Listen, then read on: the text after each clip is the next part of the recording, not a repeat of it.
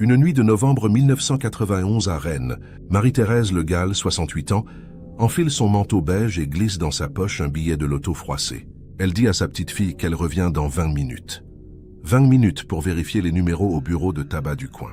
20 minutes qui se transformeront en 30 ans de silence, car Marie-Thérèse ne reviendra jamais. Sur la table de la cuisine, le couvert est mis pour deux. Le potage refroidit lentement. Le radio continue de diffuser les informations. Mais Marie-Thérèse a disparu dans la pluie bretonne avalée par la nuit. Pendant 3 décennies, personne ne saura ce qui s'est réellement passé. Aucun corps, aucune trace, aucune réponse. Jusqu'à ce qu'un homme sur son lit de mort ouvre enfin la bouche. Et ce qu'il révèle est bien plus terrifiant que tout ce que la police avait imaginé. Car ce soir-là, Marie-Thérèse ne partait pas simplement vérifier un billet. Elle détenait un ticket gagnant, une fortune qui aurait changé sa vie. Mais quelqu'un d'autre l'avait remarqué. Quelqu'un qui travaillait au bureau de tabac.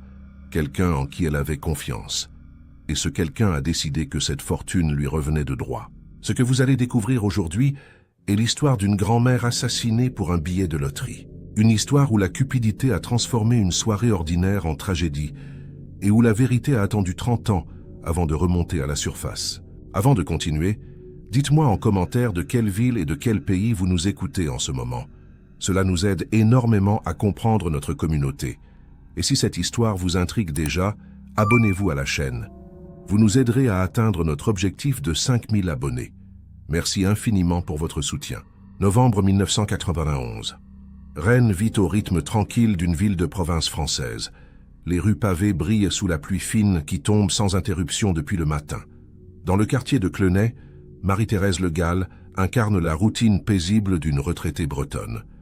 Veuve depuis 5 ans, elle vit seule dans un petit appartement au 2e étage d'un immeuble des années 60. Chaque jeudi soir, sans exception, elle achète son billet de loto au bureau de tabac de la rue de Châtillon. Un rituel immuable. Les mêmes numéros depuis des années. Les dates de naissance de ses petits-enfants. Son mariage. L'anniversaire de son défunt mari. Pour Marie-Thérèse, ce n'est pas vraiment une question d'argent. C'est un moment social. Une excuse pour sortir, échanger quelques mots avec M. Kermarek, le buraliste qu'elle connaît depuis 15 ans.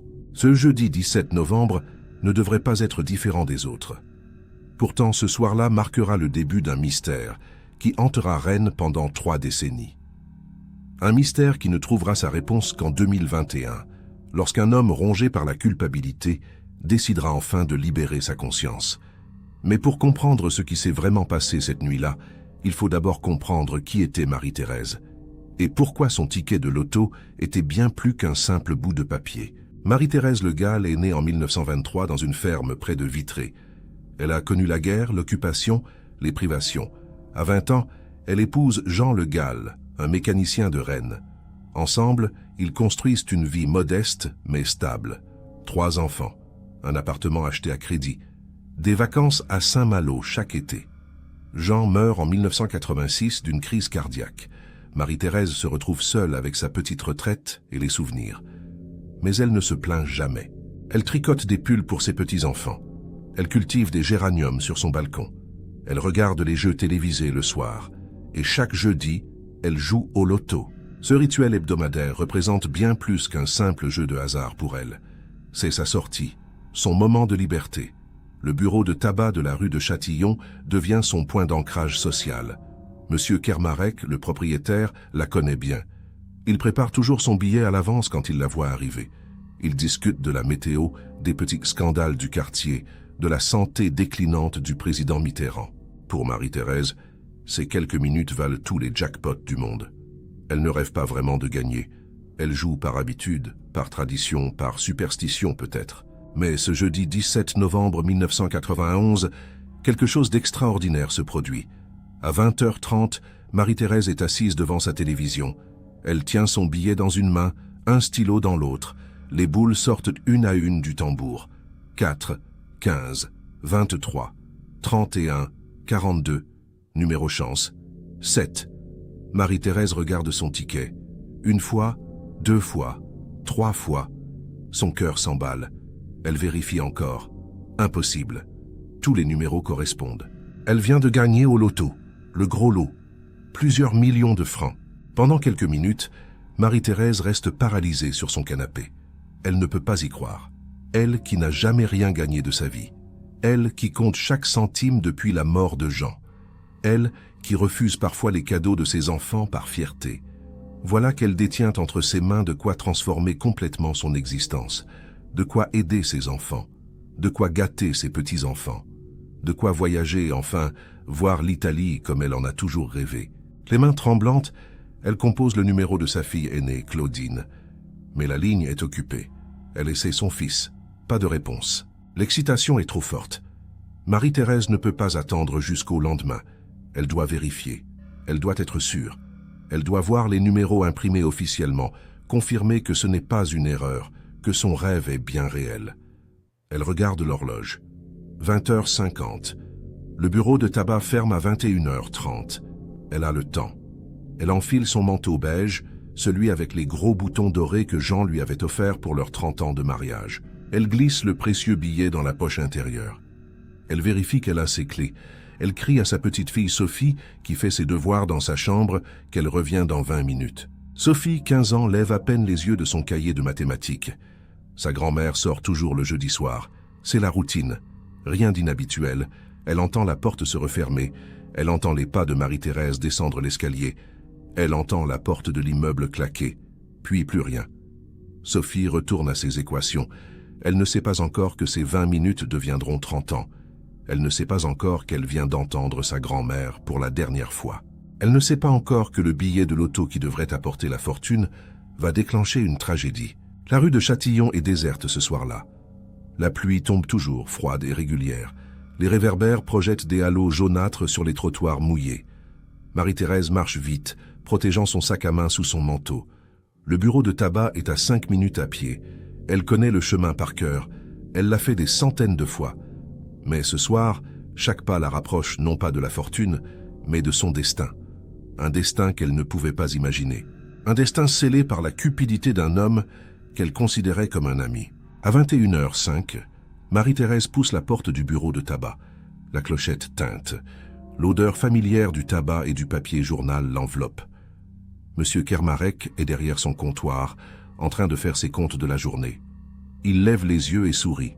« Bonsoir, Madame Le Gall. Vous venez vérifier votre ticket. » Marie-Thérèse hoche la tête, le souffle court. Elle sort le billet de sa poche avec précaution, comme s'il était en cristal. Ses mains tremblent légèrement. Kermarek prend le ticket, le passe sous la machine de vérification. Le bip retentit, long, insistant, différent du bip habituel des petits gains. Kermarek fronce les sourcils. Il regarde l'écran. Son visage change. La couleur quitte ses joues. Il regarde Marie-Thérèse. Puis le ticket, puis l'écran à nouveau. Il déglutit avec difficulté. « Madame Le Gall, dit-il d'une voix étrangement rauque, je crois qu'il y a un problème avec la machine. Est-ce que vous pouvez attendre un instant? Je vais vérifier manuellement. » Marie-Thérèse acquiesce, le cœur battant. Kermarek disparaît dans l'arrière-boutique avec le billet. Les secondes s'étirent. 1 minute, 2 minutes, 3 minutes. Marie-Thérèse commence à s'inquiéter. Est-ce qu'il y a vraiment un problème? Est-ce qu'elle s'est trompée finalement? Puis Kermarek revient. Son visage est indéchiffrable. « Madame Le Gall, dit-il lentement, votre billet est effectivement gagnant. Mais la procédure pour les gros gains est complexe. Il faut des documents, une vérification à Paris, des formulaires spéciaux. Si vous voulez, je peux m'occuper de tout cela pour vous. Vous n'aurez qu'à revenir demain, et je vous expliquerai la marche à suivre. » Marie-Thérèse hésite. Elle voudrait récupérer son billet. Mais Kermarek insiste. « C'est plus sûr de le laisser ici, dans le coffre. Je vais le mettre sous enveloppe scellée. Comme ça, pas de risque de le perdre dans la rue avec cette pluie. » Quelque chose dans le ton de Kermarek dérange Marie-Thérèse. Une tension inhabituelle, un regard qui fuit le sien. Mais elle se dit qu'elle imagine des choses. Kermarek est un homme respectable. Elle le connaît depuis 15 ans. Il a toujours été honnête, aimable, serviable. Pourquoi se méfierait-elle maintenant? Pourtant, instinctivement, elle tend la main. « Non, dit-elle doucement. Je préfère le garder. Je viendrai demain avec les documents nécessaires. Rendez-moi mon billet, s'il vous plaît. » Le visage de Kermarek se durcit imperceptiblement. Il serre le ticket dans sa main. « Madame Le Gall, insiste-t-il, vous ne comprenez pas. C'est une grosse somme. » Marie-Thérèse sent un frisson glacé remonter le long de sa colonne vertébrale. Quelque chose ne va pas. Elle le sait maintenant avec certitude. « Monsieur Kermarek, dit-elle d'une voix plus ferme, rendez-moi mon billet immédiatement. » Elle tend la main à nouveau. Mais Kermarek recule d'un pas. L'atmosphère dans le petit bureau de tabac devient électrique, oppressante. À cet instant précis, Marie-Thérèse comprend. Elle comprend qu'elle a commis une terrible erreur. Elle comprend que l'homme devant elle n'est plus le buraliste sympathique qu'elle connaît. Elle comprend que la cupidité vient de transformer un ami en prédateur. Et elle comprend qu'elle est seule, dans une boutique vide, face à un homme qui vient de décider que cette fortune lui appartient. Dehors, la pluie redouble d'intensité. Les rues sont désertes. Personne ne passe devant le bureau de tabac à cette heure tardive un jeudi soir. Personne n'entendra ce qui va se passer. Personne ne viendra au secours de Marie-Thérèse. Dans quelques minutes, elle aura disparu. Et pendant 30 ans, le secret de cette nuit restera enfermé dans la conscience torturée d'un homme qui n'aura jamais le courage d'encaisser sa fortune volée. Un homme qui vivra dans la misère et la culpabilité. Un homme qui attendra d'être mourant pour enfin cracher la vérité. Mais pour l'instant, Marie-Thérèse Le Gall est encore vivante. Et elle réalise que son billet gagnant vient de signer son arrêt de mort. 22 heures. Sophie Le Gall commence à s'inquiéter. Sa grand-mère avait dit 20 minutes. Cela fait maintenant plus d'1 heure. Ce n'est pas dans les habitudes de Marie-Thérèse. Elle est toujours ponctuelle, presque maniaque sur ce point. Sophie abandonne ses devoirs et se poste à la fenêtre. La rue est noire et luisante de pluie, aucun signe de sa grand-mère. Elle décide d'attendre encore un peu. Peut-être que Marie-Thérèse a rencontré une voisine et discute quelque part à l'abri. Peut-être qu'elle s'est arrêtée à l'église pour allumer un cierge. Sophie connaît les petites excentricités de sa mamie. 22h30. L'inquiétude se transforme en angoisse. Sophie appelle sa mère, Claudine. « Maman, mamie est partie il y a 2 heures au bureau de tabac et elle n'est toujours pas rentrée. » Claudine tente de rassurer sa fille. « Elle a peut-être glissé sous la pluie, elle est peut-être chez le médecin, ne t'inquiète pas, je vais passer des coups de fil. » Mais dans sa voix, Sophie perçoit une tension. Claudine connaît sa mère. Marie-Thérèse n'est pas du genre à disparaître sans prévenir. Quelque chose ne va pas. Claudine appelle les hôpitaux. Aucune Marie-Thérèse Le Gall admise ce soir. Elle appelle les voisins. Personne ne l'a vue. 23 heures. Claudine et son mari arrivent à l'appartement. Sophie est en larmes. Ils descendent ensemble dans la rue, armés de parapluies et de lampes torches. Ils refont le trajet jusqu'au bureau de tabac. Fermé. Tout est éteint. Ils frappent à la porte. Pas de réponse. Ils scrutent les trottoirs, les ruelles adjacentes. Rien. Pas de traces de Marie-Thérèse. Pas de sac abandonné. Pas de signe de lutte. Juste la pluie qui tombe et efface tout. À minuit, ils se rendent au commissariat de police.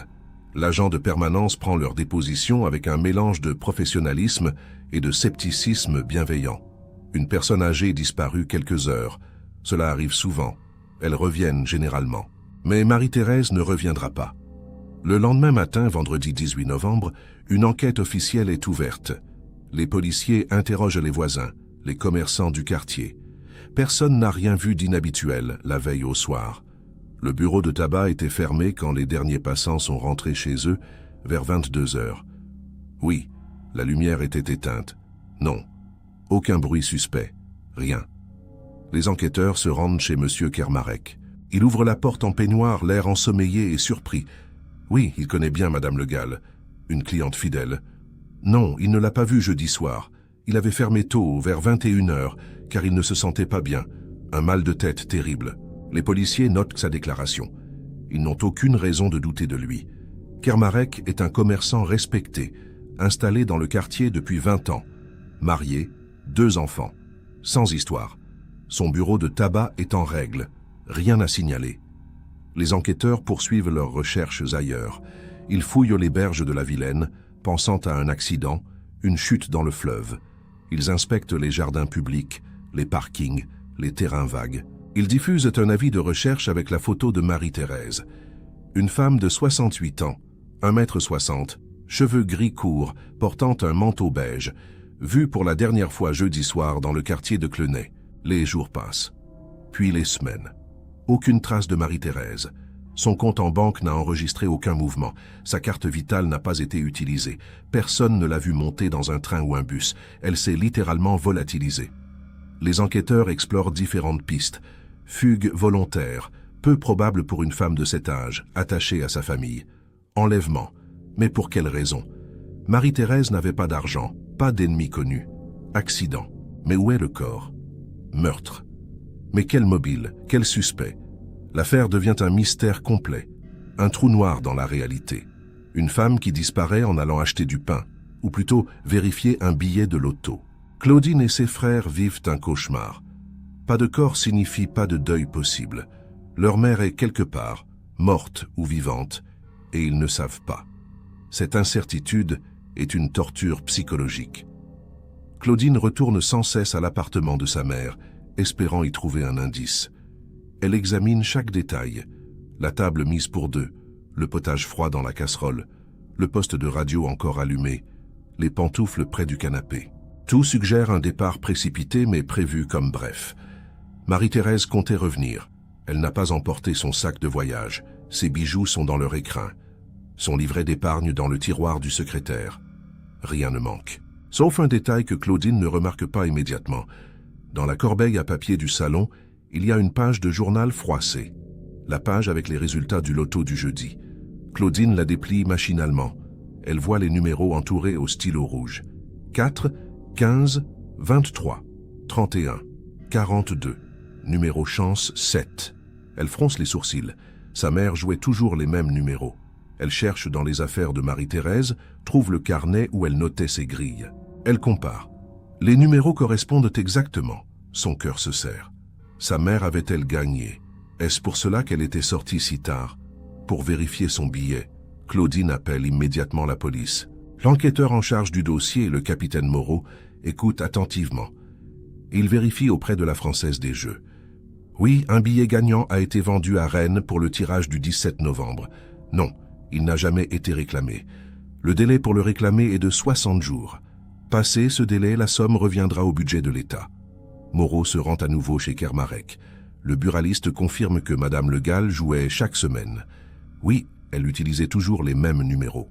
Non, il ne se souvient pas si elle avait acheté un billet cette semaine-là. Il vend des centaines de tickets par semaine. Impossible de se rappeler de chacun. Sa réponse est cohérente. Moreau n'insiste pas. Mais si Moreau avait été plus attentif, il aurait remarqué la légère transpiration sur le front de Kermarec, malgré la fraîcheur de décembre. Il aurait noté le tremblement imperceptible de ses mains quand il parle de Marie-Thérèse. Il aurait perçu le regard fuyant, les phrases trop préparées, l'attitude défensive. Mais Moreau est un bon flic, pas un devin. Et Kermarec joue bien son rôle. Il exprime sa tristesse, son inquiétude pour cette pauvre Madame Le Gall. Il espère qu'on la retrouvera saine et sauve. Il offre même de participer aux recherches bénévoles organisées par le quartier. Un commerçant modèle, un citoyen exemplaire, un menteur parfait. Les 60 jours s'écoulent. Le billet gagnant n'est jamais réclamé. La somme, 4 300 000 francs, retourne dans les caisses de l'État. Cette information conforte les enquêteurs dans une théorie. Si Marie-Thérèse avait effectivement gagné et vérifié son billet, elle serait revenue le réclamer. Le fait qu'elle ne l'ait pas fait suggère qu'elle n'a jamais su qu'elle avait gagné, ou qu'elle a disparu avant de pouvoir le vérifier, ou qu'elle n'avait en réalité rien gagné du tout, et que les numéros entourés sur le journal étaient juste une coïncidence. L'affaire se refroidit progressivement. Sans corps, sans mobile clair, sans suspect, l'enquête piétine puis s'enlise. En 1992, le dossier est classé. Non résolu. Marie-Thérèse Le Gall rejoint la longue liste des personnes disparues sans explication. Sa famille organise une cérémonie commémorative, sans cercueil, sans corps à enterrer.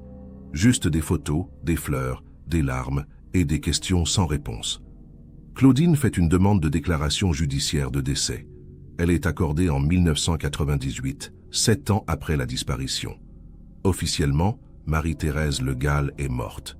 Mais où, quand, comment, par qui? Personne ne le sait. L'appartement de la rue de Châtillon est vidé. Les affaires sont distribuées entre les enfants. La vie continue, amputée d'une partie d'elle-même. Pendant ce temps, à quelques centaines de mètres de là, M. Kermarec continue d'ouvrir son bureau de tabac chaque matin. Il sourit aux clients. Il vend des cigarettes, des timbres, des billets de loto. Il rentre chez lui le soir et embrasse sa femme. Il dîne avec ses enfants. Il regarde la télévision. Il dort dans son lit. Une vie normale en apparence. Mais dans la cave de sa maison, cachée sous une bâche au fond d'une vieille malle, il y a une enveloppe jaunie. Et dans cette enveloppe, il y a un billet de loto. Le billet de Marie-Thérèse. Le billet qui vaut des millions. Le billet qu'il n'osera jamais encaisser. Car Kermarek vit dans la terreur. Chaque fois qu'un client mentionne la disparition de Madame Le Gall, son estomac se noue. Chaque fois qu'une voiture de police passe devant sa boutique, son cœur s'emballe. Il ne dort plus que quelques heures par nuit, hanté par le visage de Marie-Thérèse. Il entend sa voix lui demander de lui rendre son billet. Il voit ses yeux écarquillés de terreur quand elle a compris. Il revit chaque détail de cette nuit terrible, le coup de panique, la poussée, le bruit sourd de sa tête heurtant le coin du comptoir, le sang, le silence soudain, l'horreur de ce qu'il venait de faire. Et maintenant, il est prisonnier de son crime, prisonnier de ce billet qu'il ne peut pas utiliser, prisonnier de ce secret qui le dévore de l'intérieur. Les années passent. Kermarek vieillit prématurément. Ses cheveux blanchissent. Son dos se voûte. Il développe des ulcères, de l'hypertension, de l'insomnie chronique. Sa femme s'inquiète. « Tu devrais voir un médecin, tu devrais prendre des vacances. » Mais comment pourrait-il se reposer? Comment pourrait-il oublier? Le billet est toujours là, dans sa cave, comme une bombe à retardement. Il pense parfois à le détruire, mais il ne peut pas. C'est tout ce qui reste de Marie-Thérèse. C'est la preuve de son crime. C'est son fardeau, sa croix, son enfer personnel, et il la portera jusqu'à son dernier souffle. Les années deviennent des décennies. La France change. Le franc devient l'euro. Le nouveau millénaire arrive. Les téléphones portables se généralisent. Internet transforme la société. Rennes se modernise. Le quartier de Clenay se gentrifie lentement. De nouveaux immeubles poussent. Les vieux commerces ferment. Mais le bureau de tabac de la rue de Châtillon reste ouvert, tenu par le même homme vieillissant qui semble porter le poids du monde sur ses épaules. Monsieur Kermarek est devenu une figure presque fantomatique du quartier. Il parle peu. Il sourit rarement. Les clients le trouvent étrange, distant, presque hostile parfois. Mais il fait correctement son travail. Alors, on le laisse tranquille. En 2015, Kermarek prend sa retraite. Il vend son commerce à un jeune couple. Le jour de la passation, il nettoie méthodiquement la boutique. Il jette des années d'archives, de vieux registres, de paperasse inutile. Mais il y a une chose qu'il ne jette pas. Une chose qu'il ramène chez lui et qu'il descend immédiatement à la cave. La vieille malle est toujours là, recouverte de poussière. Il soulève la bâche. L'enveloppe jaunie est intacte. Le billet est toujours à l'intérieur. 24 ans ont passé. Le délai de prescription pour l'homicide est dépassé depuis longtemps. Techniquement, il pourrait avouer maintenant sans risquer la prison. Mais il ne le fait pas. La honte est trop grande, la culpabilité trop profonde. La santé de Kermarek décline rapidement après sa retraite. Sans le rythme du travail pour occuper son esprit, les démons intérieurs prennent toute la place. Il devient dépressif, renfermé. Sa femme, Marguerite, ne le reconnaît plus. L'homme qu'elle a épousé était jovial, sociable, plein d'énergie. Cet homme-là a disparu progressivement, remplacé par une coquille vide rongée par un secret qu'elle ne connaît pas. Elle lui demande ce qui ne va pas. Il répond que c'est la vieillesse, la fatigue, rien de grave. Mais elle voit bien que c'est plus profond. Quelque chose le ronge de l'intérieur, quelque chose d'ancien et de terrible. Elle n'insiste pas. Certains secrets sont trop lourds à porter à deux. En 2018, on diagnostique à Kermarek un cancer du pancréas. Stade avancé. Inopérable. Les médecins lui donnent quelques mois, peut-être un an, avec la chimiothérapie. Kermarek refuse les traitements. À quoi bon prolonger cette existence misérable? Il est fatigué. Fatigué de vivre avec ce poids. Fatigué de se réveiller chaque matin avec le visage de Marie-Thérèse gravé dans son esprit. Fatigué de mentir, de fuir, de se cacher. Il veut juste que ça s'arrête. Il rentre chez lui et attend la mort avec une forme de soulagement morbide. Enfin, pense-t-il, je vais être libéré. Mais la mort prend son temps. Les mois passent. Kermarek s'affaiblit progressivement. Il perd du poids. Il ne sort plus de la maison. Il reste au lit, sous morphine, oscillant entre lucidité et confusion. Marguerite s'occupe de lui avec dévouement. Leurs enfants, devenus adultes, viennent en visite. Son fils Olivier, 43 ans, ingénieur à Paris, prend un congé pour rester auprès de son père mourant. Les journées sont longues et silencieuses. Kermarek dort beaucoup. Quand il est éveillé, il regarde par la fenêtre avec des yeux vides. Olivier essaie de lui parler, de raviver des souvenirs heureux. « Te souviens-tu de nos vacances en Vendée? Te souviens-tu de ma communion ?» Mais Kermarek répond à peine. Un après-midi de novembre 2021, exactement 30 ans après la disparition de Marie-Thérèse, Kermarek appelle son fils dans sa chambre. « Olivier, dit-il d'une voix rauque, j'ai quelque chose à te dire, quelque chose d'important. » Olivier s'assoit près du lit, inquiet. Son père semble soudain plus alerte, plus présent. « Papa, qu'est-ce qu'il y a ?» Kermarek hésite. Son visage se tord dans une grimace de douleur qui n'a rien à voir avec le cancer. C'est la douleur de 30 ans de silence qui remonte à la surface. 30 ans de culpabilité qui demandent enfin à être libérés. Il prend une inspiration difficile. « J'ai tué quelqu'un », dit-il simplement. « Il y a longtemps. Une cliente. Madame Le Gall. » Olivier croit d'abord que c'est le délire causé par la morphine. « Papa, tu dis n'importe quoi, repose-toi. » Mais Kermarek secoue la tête avec véhémence. « Non, ce n'est pas le délire. C'est la vérité. J'ai tué Marie-Thérèse Le Gall en novembre 1991. Et je dois te dire où elle est. Je dois te montrer quelque chose. » Olivier sent son sang se glacer. Il se souvient vaguement de cette histoire. Une vieille dame disparue quand il était adolescent. Les recherches, les rumeurs. L'affaire jamais résolue. Son père impliqué. C'est impossible, c'est un cauchemar. « Papa, qu'est-ce que tu racontes ?» Kermarek attrape la main de son fils avec une force surprenante. « Dans la cave, dit-il. La malle, l'enveloppe, le billet. Vas-y, tu comprendras tout. » Olivier descend à la cave comme dans un rêve, ou plutôt un cauchemar. Il trouve la malle, soulève la bâche, ouvre l'enveloppe. Et là, il voit un billet de loto jauni, daté du 17 novembre 1991. Les numéros correspondent au tirage de ce soir-là. Le billet gagnant, le billet jamais réclamé, le billet qui valait une fortune, le billet taché de quelques gouttes brunâtres qui ne peuvent être que du sang. Olivier remonte, les jambes tremblantes. Il s'assoit lourdement sur la chaise près du lit. Son père le regarde avec des yeux suppliants. « Raconte-moi, dit Olivier d'une voix blanche, « raconte-moi tout. » Et Kermarek raconte. Il raconte cette soirée de novembre. Marie-Thérèse entrant dans la boutique, excitée, tremblante. Le billet vérifié, l'écran affichant le jackpot, la tentation fulgurante, l'idée folle qui traverse son esprit. Il pourrait garder ce billet. Il pourrait encaisser l'argent. Elle est vieille. Elle n'en a plus pour longtemps de toute façon. Lui a des dettes, des factures impayées, des prêts bancaires. Ce billet pourrait tout arranger. Alors il ment. Il dit que la procédure est compliquée, qu'il doit garder le billet. Et quand Marie-Thérèse refuse, quand elle insiste pour le récupérer, quelque chose en lui se brise. Il ne peut pas la laisser partir avec ce billet. C'est son unique chance, sa sortie de secours. Ils se disputent. Kermarek élève la voix. Marie-Thérèse commence à avoir peur.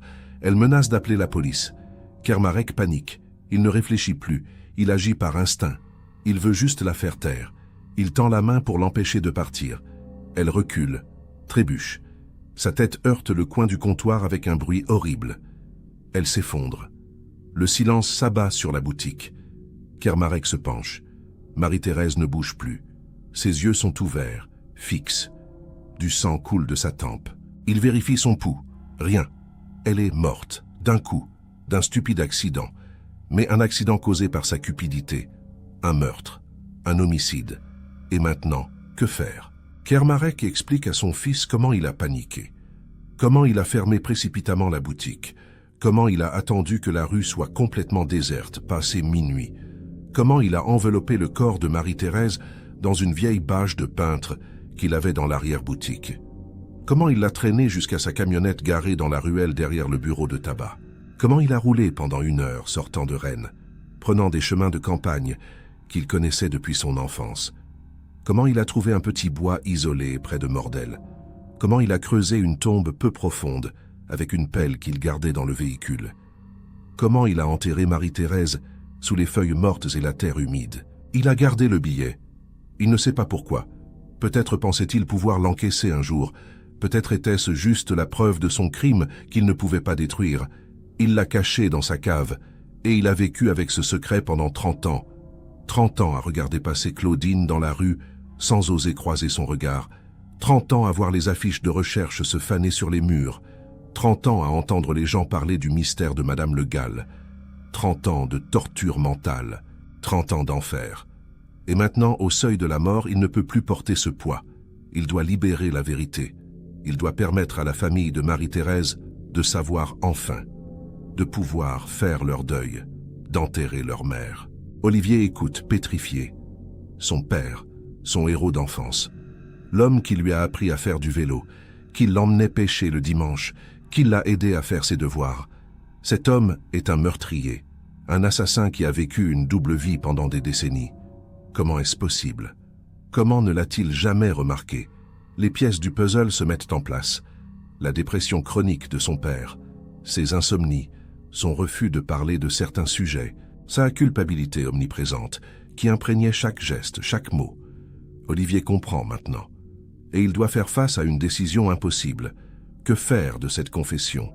Protéger la mémoire de son père ou donner la justice à une victime innocente? Kermarek semble lire dans ses pensées. Il serre la main d'Olivier. « Appelle la police, dit-il, s'il te plaît. Cette famille mérite de savoir. Ils ont le droit de l'enterrer dignement. J'ai assez fui. Fais ce qu'il faut. » Olivier sent les larmes monter. Il hoche la tête, incapable de parler. Il sort de la chambre, compose le numéro du commissariat avec des doigts tremblants. « Allô ?» dit-il d'une voix brisée. « Je dois signaler quelque chose. Mon père vient de m'avouer un meurtre. Le meurtre de Marie-Thérèse Le Gall en 1991. Je sais où se trouve le corps, et j'ai le billet de l'auto qui explique tout. La nouvelle tombe comme une bombe sur Rennes. 30 ans après la disparition inexpliquée de Marie-Thérèse Le Gall, la vérité émerge enfin des ténèbres. Les médias locaux se déchaînent. Les journaux titrent en une. Une affaire classée résolue par une confession sur un lit de mort. Le mystère de Madame Le Gall enfin élucidé. Un buraliste avoue un meurtre vieux de 3 décennies. Les télévisions régionales envoient des équipes devant la maison des Kermarek. Les voisins sont interrogés, sous le choc. Lui, un meurtrier. Impossible. C'était un homme si discret, si ordinaire. Mais justement, les monstres ne portent pas toujours des cornes. Ils vendent parfois des timbres et sourient poliment. La police arrive rapidement chez les Kermarek. 2 inspecteurs, une équipe technique, un procureur adjoint. Ils montent dans la chambre où Jit Kermarek, désormais trop faible pour parler longuement. Il répète sa confession devant un enregistreur. Sa voix est à peine audible. Il donne les coordonnées approximatives de l'endroit où il a enterré Marie-Thérèse. Un petit bois, près de Mordel, à une quinzaine de kilomètres de Rennes, près d'un vieux chêne fendu par la foudre. Il s'en souvient parfaitement. Cette image est gravée dans sa mémoire comme au fer rouge. Chaque détail, chaque racine, chaque feuille morte. C'est le décor de son crime, le théâtre de sa chute.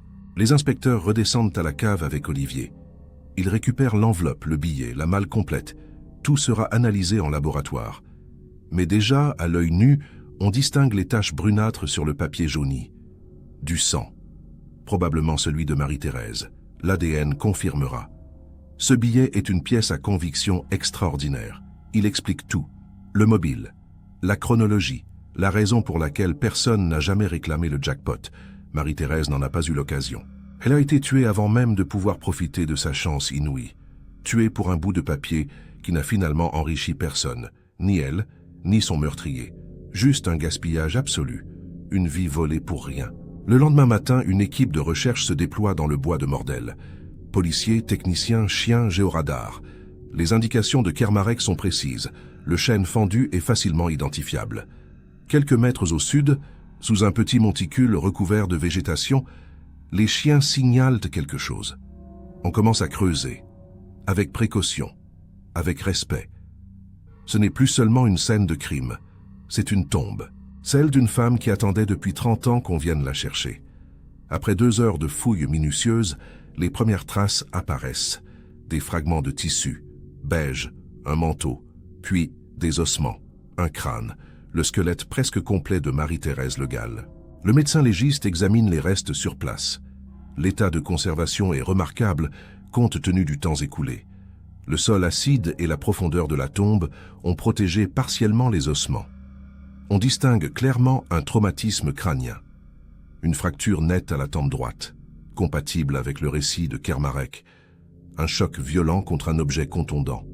Le coin d'un comptoir, par exemple. La mort a dû être quasi instantanée. Pas de signe de lutte prolongée. Pas d'autres fractures. Marie-Thérèse n'a probablement pas souffert longtemps. C'est une maigre consolation. Mais c'en est une quand même, elle n'a pas été torturée. Elle n'a pas agonisé des heures dans une cave. Elle est partie vite. Trop vite. Mais vite. Les restes de Marie-Thérèse sont transportés à l'Institut médico-légal de Rennes. Les analyses ADN confirmeront l'identité formellement dans quelques jours. Mais personne ne doute, c'est elle. Après 3 décennies d'errance spectrale, Marie-Thérèse rentre enfin chez elle. Ou du moins ce qu'il en reste. La nouvelle de la découverte du corps se répand comme une traînée de poudre. Claudine Le Gall, maintenant âgée de 72 ans, reçoit l'appel de la police. « Madame, nous avons retrouvé votre mère. » Elle s'effondre. 30 ans d'attente, 30 ans de questions, 30 ans de limbe. Et voilà que soudain, tout se termine. Ou plutôt, tout commence enfin. Le deuil réel peut commencer. Claudine et ses frères se rendent à la morgue pour l'identification officielle.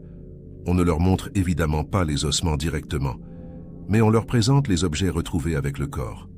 Le manteau beige avec ses gros boutons dorés, l'alliance en or toujours au doigt, une broche en forme de papillon que Jean avait offerte à Marie-Thérèse pour leur 10e anniversaire. Ces objets parlent plus que 1000 mots. C'est elle, leur mère, leur grand-mère, retrouvée enfin. Claudine pleure. Ses frères pleurent. C'est un mélange étrange de soulagement et de douleur renouvelée. Le soulagement de savoir, enfin, et la douleur de réaliser qu'elle a passé 30 ans seule, dans le noir, dans la terre froide, sans sépulture digne de ce nom. Les médias se déchaînent. L'histoire fascine. Une vieille dame assassinée pour un billet de loto gagnant. Un meurtrier qui garde le secret pendant 3 décennies. Un billet jamais encaissé caché dans une cave. Un cancer qui libère une confession. C'est le genre d'histoire qui semble sortir d'un roman policier. Sauf que c'est réel. Sauf que ce sont de vraies personnes. Une vraie victime. Une vraie famille détruite. Un vrai criminel rongé par la culpabilité. Les plateaux de télévision s'emparent du sujet. Les psychologues analysent le profil de Kermarek. Comment vit-on avec un tel secret? Comment peut-on continuer à fonctionner normalement en société après avoir tué quelqu'un? Comment la culpabilité se manifeste-t-elle sur le long terme? Certains experts expliquent que la confession tardive est classique chez les meurtriers vieillissants. Face à la mort imminente, le besoin de libérer sa conscience devient irrépressible. Ce n'est pas vraiment du remords au sens noble du terme. C'est plutôt un besoin égoïste de soulagement psychologique. Kermarek ne pouvait plus porter ce poids. Il fallait qu'il le dépose quelque part avant de partir. Peu importe les conséquences pour sa famille, pour sa réputation, pour sa mémoire. Il devait se décharger. D'autres experts soulignent le symbole tragique du billet jamais encaissé. Kermarek a tué pour de l'argent qu'il n'a jamais touché. Il a vécu dans la misère financière et psychologique. Le billet était devenu un objet maudit. Le toucher aurait été toucher le sang de sa victime. 3 jours après la découverte du corps, Kermarek meurt. Paisiblement, selon les infirmières de soins palliatifs qui l'accompagnaient. Libéré enfin de son fardeau. Sa femme Marguerite est dévastée. Non seulement elle perd son mari, mais elle découvre qu'elle a vécu 50 ans avec un meurtrier sans jamais le savoir. Comment va-t-elle regarder leurs photos de mariage maintenant? Comment va-t-elle se rappeler leurs vacances, leurs anniversaires, la naissance de leurs enfants, sans que tout soit contaminé par cette vérité horrible? Son mari était un assassin. Toute leur vie commune était bâtie sur un mensonge, sur un cadavre enfoui dans un bois. Marguerite refuse toute interview. Elle se terre chez elle, rongée par la honte et l'incompréhension. Olivier, quant à lui, est déchiré. Il a fait ce qu'il fallait. Il a respecté la volonté de son père. Il a permis à la justice de fonctionner, même tardivement. Il a donné à la famille Le Gall la possibilité d'enterrer dignement leur mère. Mais il a aussi détruit l'image qu'il avait de son père. Et pire, il a exposé sa famille entière au jugement public. Les journalistes campent devant leur maison. Ses enfants sont harcelés à l'école. Le nom Kermarek est désormais associé à un meurtre sordide. Olivier se demande s'il aurait dû garder le secret, laisser son père mourir en paix, laisser Marie-Thérèse dans sa tombe anonyme. Mais non. Il sait au fond de lui qu'il a fait le bon choix. La vérité devait sortir. Le procureur annonce qu'aucune poursuite ne sera engagée contre Kermarek, mort avant le début de toute procédure judiciaire. L'affaire est donc classée sans procès. Pas de condamnation formelle, pas de sentence prononcée, juste une confession et un corps retrouvé. Certains trouvent cela frustrant. Pas de justice rendue au sens strict, mais d'autres estiment que Kermarek a purgé sa peine d'une autre manière. 30 ans de tourments psychologiques, 30 ans de culpabilité dévorante, 30 ans d'enfer mental. Une prison intérieure bien plus terrible que n'importe quelle cellule. Et finalement, une mort avec sa réputation détruite et sa famille humiliée. Une forme de justice poétique peut-être, pas celle du code pénal, mais celle de la conscience. Implacable et cruelle. La famille Le Gall obtient enfin ce qu'elle attendait depuis 3 décennies. Des réponses. Marie-Thérèse n'a pas fugué. Elle n'a pas eu d'accident anonyme. Elle n'a pas choisi de disparaître. Elle a été assassinée. Pour un billet de loto. Pour de l'argent qu'elle n'a jamais pu dépenser. Et maintenant, ils peuvent organiser de vraies funérailles. Avec un cercueil, avec un corps à enterrer, avec une pierre tombale où déposer des fleurs. C'est peu. C'est infiniment peu après tant d'années de vide. Mais c'est quelque chose. C'est un point final. Une fermeture. Un deuil enfin possible. Claudine déclare aux journalistes qu'elle ne pardonnera jamais à Kermarek, mais qu'elle lui est reconnaissante d'avoir parlé avant de mourir. Sans cela, elle serait morte elle-même, sans jamais savoir. Le billet de loto, quant à lui, devient une pièce à conviction puis une curiosité médiatique. Certains médias demandent à le photographier. Ce petit bout de papier jauni, taché de sang, porteur d'une fortune et d'une mort. Il y a quelque chose de profondément ironique dans cet objet. Il devait apporter le bonheur. Il a apporté la tragédie. Il devait changer une vie. Il l'a effectivement changée, mais de la pire manière possible. Marie-Thérèse aurait pu voyager, gâter ses petits-enfants, vivre ses dernières années dans le confort et la joie. Au lieu de cela, elle a passé 30 ans dans une tombe anonyme. Le billet représente tout ce qui aurait pu être et ne sera jamais. C'est un symbole de destin brisé, de chance transformée en malédiction. Les journalistes retrouvent Sophie, la petite fille qui a vu Marie-Thérèse partir pour la dernière fois. Elle a maintenant 45 ans, mariée, 2 enfants, une vie construite autour d'un vide. Elle raconte comment cette disparition a façonné son existence. Comment elle a développé une anxiété chronique. Comment elle ne peut pas laisser ses propres enfants sortir sans les surveiller constamment. Comment elle revit cette soirée de novembre dans ses cauchemars. Sa grand-mère qui dit 20 minutes, la porte qui se referme, le silence qui s'installe et qui ne se brise jamais. Sophie dit qu'elle est soulagée de savoir enfin, mais que le soulagement est mêlé d'une colère terrible. 30 ans volés, 30 ans où elles auraient pu avoir une vraie tombe à visiter, 30 ans de faux espoirs et de questions sans réponse. L'affaire soulève aussi des questions plus larges. Combien d'autres personnes disparues sont en réalité victimes de crimes non résolus? Combien de secrets sont emportés dans la tombe par des mourants qui n'ont jamais le courage de parler? Combien de familles vivent dans l'incertitude perpétuelle? Les associations de familles de disparus réclament plus de moyens pour les enquêtes, plus de suivi des dossiers froids, plus d'attention médiatique. L'histoire de Marie-Thérèse devient un symbole. Un rappel que derrière chaque disparition, il y a une personne réelle, une famille détruite, une vérité qui mérite d'être découverte. Même 30 ans plus tard, même quand tout le monde a abandonné, la vérité a de la valeur. Toujours. La vérité permet de guérir, partiellement, imparfaitement, mais quand même. Le bureau de tabac de la rue de Châtillon ferme définitivement quelques semaines après la révélation. Les nouveaux propriétaires ne veulent plus être associés à cette histoire. L'immeuble est vendu. Un restaurant s'y installe. Mais les gens du quartier n'oublient pas. Ils passent devant et se souviennent. C'est là que Marie-Thérèse est morte. C'est là que Kermarek a paniqué.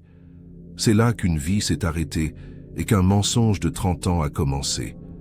Le lieu garde une aura étrange. Une mémoire invisible mais palpable.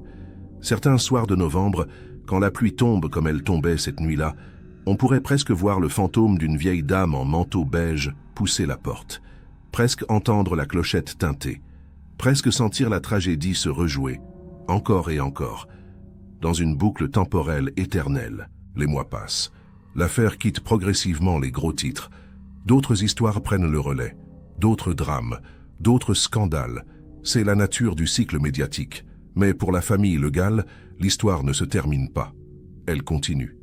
Claudine visite régulièrement la tombe de sa mère, enfin une vraie tombe, avec une pierre tombale en granit gris, un nom gravé, des dates, une épitaphe simple, en mémoire de Marie-Thérèse Le Gall, épouse et mère aimante, victime d'une injustice.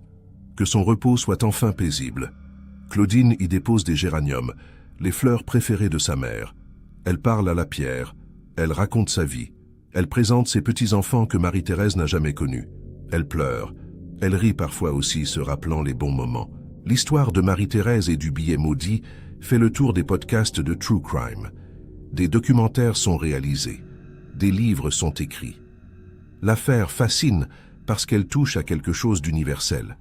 Le rêve du gain facile, la tentation de la cupidité, les conséquences terribles des décisions prises en une fraction de seconde. Kermarek n'était pas un monstre au départ, c'était un homme ordinaire, avec des dettes ordinaires, des problèmes ordinaires. Mais confronté à une tentation extraordinaire, il a fait le mauvais choix. Et ce choix a détruit plusieurs vies. La sienne, celle de Marie-Thérèse, celle de leurs familles respectives, un effet domino de souffrance parti d'un instant de folie. 2 ans après la révélation, en 2023, un journaliste d'investigation décide de creuser plus profondément dans l'affaire. Il s'appelle Lucas Moreau. Aucun lien avec le capitaine qui avait enquêté en 1991. Pure coïncidence. Lucas était spécialisé dans les affaires criminelles anciennes. Il sent qu'il y a des zones d'ombre dans le récit officiel, des questions restées sans réponse. Par exemple, comment Kermarek a-t-il réussi à transporter le corps sans être vu? Comment a-t-il nettoyé la scène de crime au bureau de tabac sans laisser de traces?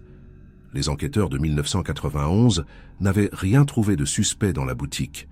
Aucune trace de sang, aucun signe de lutte. Kermarek avait-il vraiment nettoyé si parfaitement, ou y avait-il autre chose? Lucas commence à interviewer les personnes impliquées. Les policiers retraités qui avaient travaillé sur le dossier en 1991, les voisins de Kermarek, les anciens employés du bureau de tabac. Et il découvre quelque chose d'intéressant, un détail que personne n'avait relevé. Kermarek avait un cousin, un certain Yves Kermarek, plus jeune de 5 ans, homme à tout faire, discret, peu éduqué, vivant dans une caravane aux abords de Rennes. Yves était connu pour rendre des services à sa famille, déménagement, petits travaux, chose pas toujours très légale. Yves est mort en 2010, mais Lucas retrouve des gens qui l'ont connu, et ces gens racontent quelque chose de troublant. Yves aurait eu une somme d'argent inexpliquée en 1991. Pas une fortune, mais quelques milliers de francs. Lucas commence à tisser une hypothèse. Et si Kermarek n'avait pas agi seul? Et si Yves l'avait aidé à se débarrasser du corps? Cela expliquerait la rapidité et l'efficacité de l'opération. 2 hommes peuvent transporter et enterrer un corps bien plus facilement qu'un seul. Et cela expliquerait aussi l'argent reçu par Yves, un paiement pour son silence et son aide. Kermarek n'a jamais mentionné de complice dans sa confession, mais peut-être voulait-il protéger la mémoire de son cousin, ou peut-être, rongé par la culpabilité, n'a-t-il avoué que sa propre part du crime. L'hypothèse est séduisante, mais invérifiable. Yves est mort, Kermarek est mort. Aucun moyen de confirmer ou infirmer. Lucas publie son enquête dans un long article. Il ne fait aucune accusation formelle. Il pose simplement des questions. Il présente des faits troublants. Le cousin opportunément enrichi. Les compétences logistiques nécessaires pour l'opération. L'absence totale de traces dans le bureau de tabac. La famille Le Gall lit l'article avec intérêt. Claudine contacte Lucas. Elle veut savoir. Elle veut comprendre chaque détail de ce qui est arrivé à sa mère. Lucas partage ses recherches. Ensemble, ils essaient de reconstituer la nuit du 17 novembre 1991. Minute par minute. Action par action. C'est un exercice morbide, mais nécessaire. Pour Claudine, comprendre, c'est une forme de contrôle sur le chaos. Une manière de reprendre possession de l'histoire de sa mère. Ils établissent une chronologie probable. 21h05, Marie-Thérèse entre dans le bureau de tabac. 21h15, la dispute éclate. 21h20, Marie-Thérèse est morte. Kermarek panique. Il ferme immédiatement la boutique, éteint les lumières, verrouille la porte. Il appelle probablement Yves depuis le téléphone de la boutique. Yves arrive vers 22 heures avec sa camionnette. Ensemble, ils enveloppent le corps. Ils le chargent dans le véhicule garé dans la ruelle arrière. Ils nettoient la boutique. Eau de javel, serpillière. Ils effacent toutes les traces. Minuit passé, ils partent vers Mordel. 1 heure du matin, le corps est enterré. 2 heures, ils sont de retour.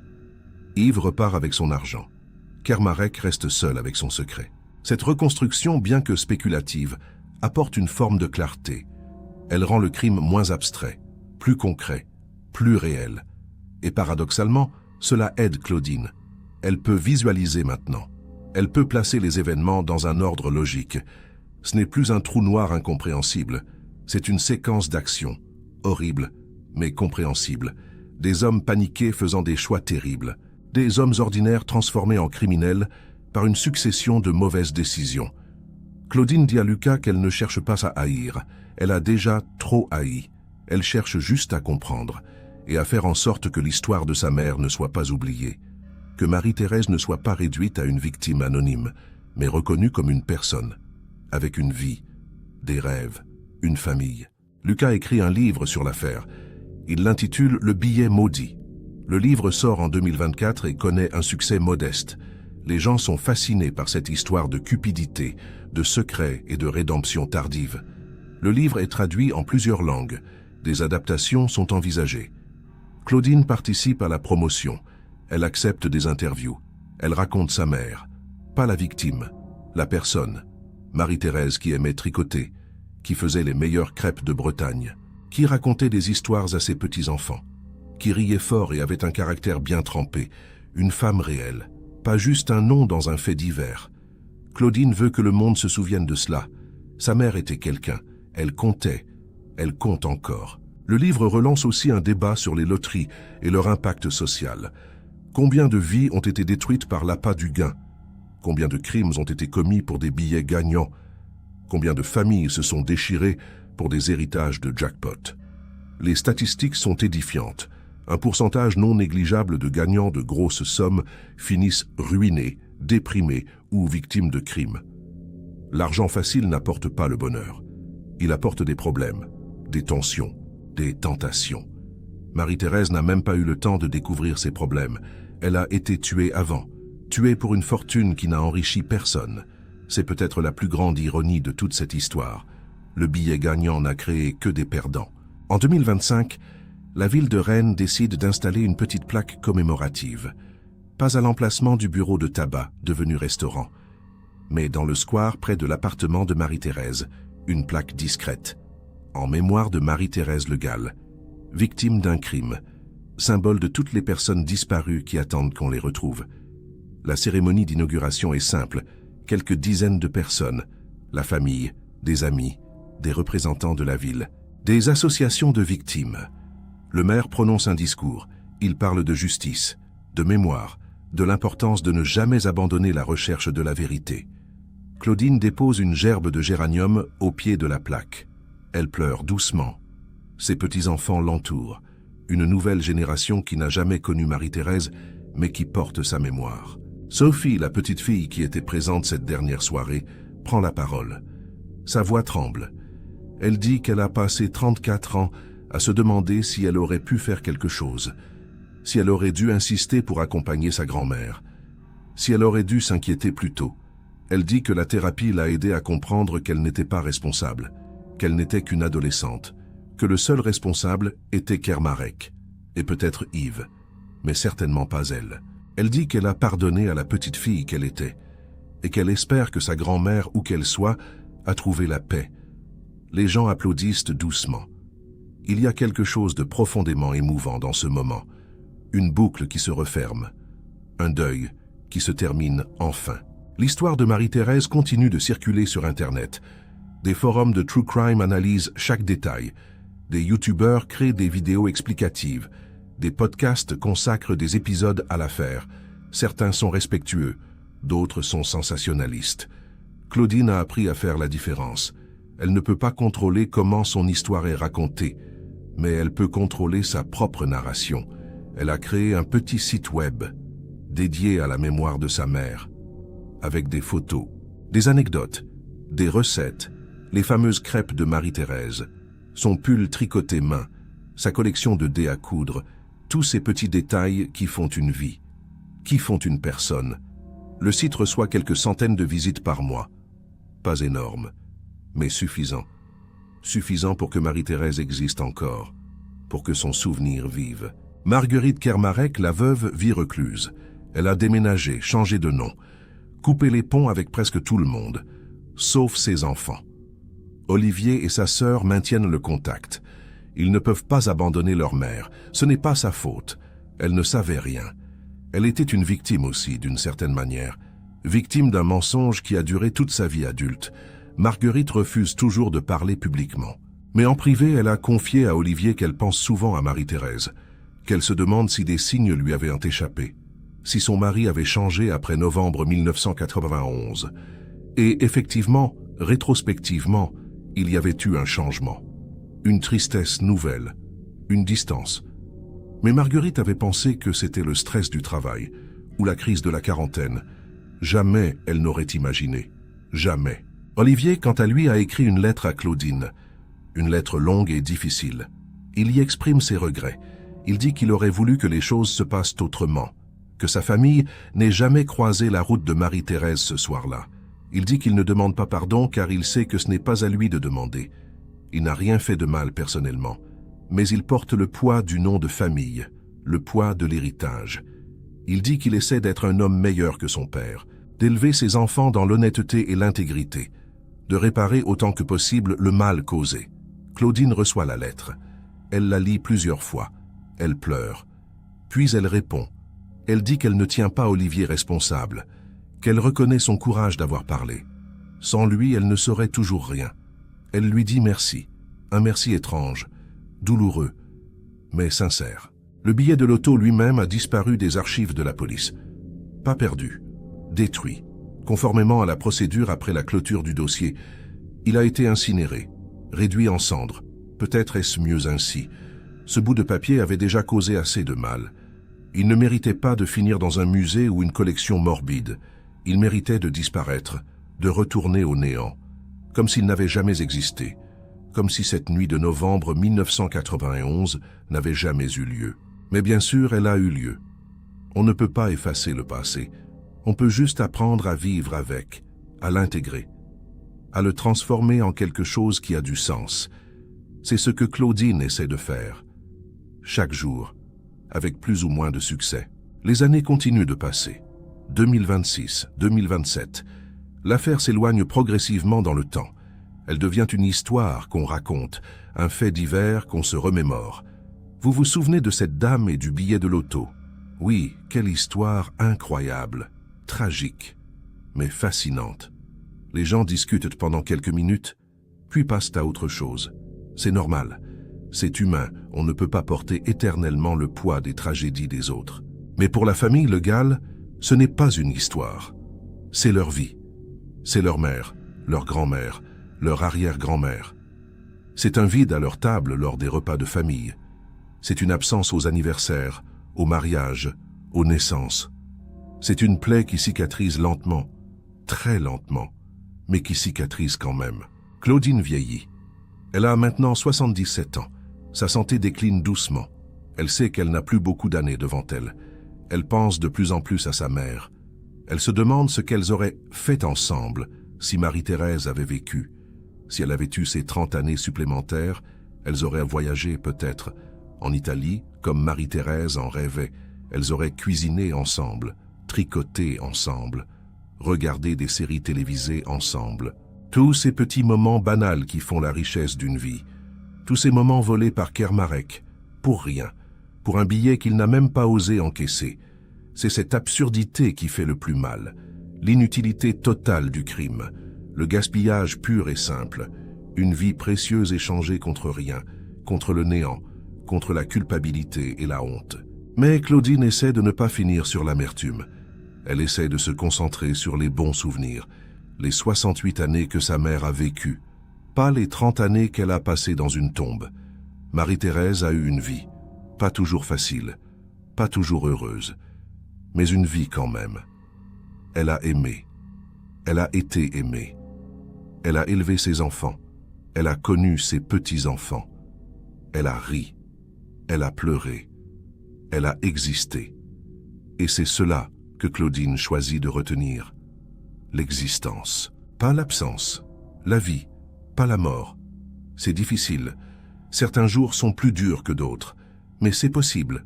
Et c'est nécessaire.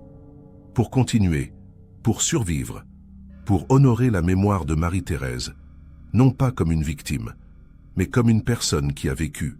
L'histoire de Marie-Thérèse Le Gall et du billet maudit restera dans les annales criminelles françaises, non pas comme le crime du siècle, mais comme un exemple parfait de la manière dont la cupidité peut transformer un instant en tragédie. Un homme ordinaire, une situation extraordinaire, un choix catastrophique et des décennies de conséquences. Il n'y a pas de grand méchant dans cette histoire, pas de serial killer psychopathe, pas de complot élaboré. Juste un homme faible face à une tentation trop forte, un homme qui a cédé à ses pires instincts, puis qui a vécu avec les conséquences jusqu'à son dernier souffle. Ce qui rend cette histoire particulièrement troublante, c'est sa banalité. Cela pourrait arriver à n'importe qui, n'importe quel commerçant, n'importe quelle cliente, n'importe quel billet, le hasard total. Marie-Thérèse n'avait rien fait de mal. Elle jouait au loto comme des millions de Français. Elle a gagné. Elle aurait dû fêter.